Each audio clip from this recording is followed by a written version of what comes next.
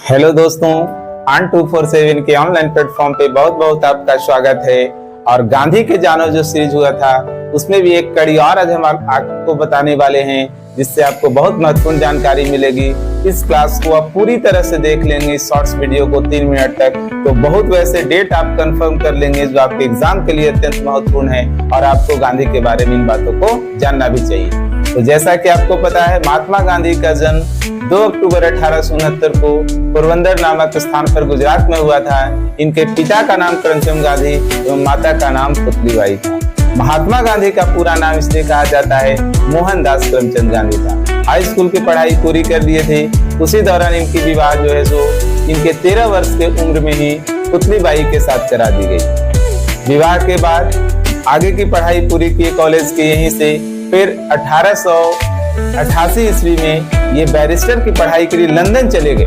उस समय ये लंदन गए हैं। आज के लोग तो पटना, इलाहाबाद, दिल्ली जैसे शहर में जाकर के पढ़ के आते हैं तो उनका अलग ही भाव रहता है, लेकिन हम लोग की आज भी औकात नहीं है हालांकि विदेश जाकर के पढ़े। और उस समय 1888 में महात्मा गांधी विदेश पढ़ने गए हैं और फिर भी आकर के भारत में साधारण धोती पहन करके पूरे भारत को उन्होंने घूम लिया।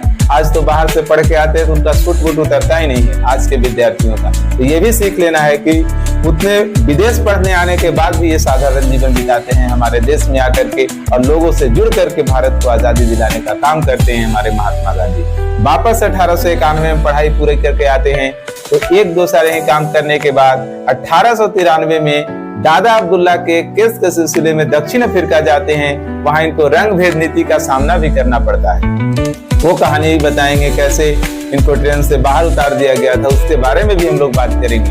वहीं पर ये 1894 में नटाल इंडियन कांग्रेस की स्थापना करते हैं। एक तरह से वहां पर इनका ऑफिस होता है, फिनिक्स फॉर्म की स्थापना करते हैं। और 1909 में दक्षिण अफ्रीका से लंदन जाते समय पर इनके प्रसिद्ध पुस्तक हिंद स्वराज इन्होंने लिखा 1909 में।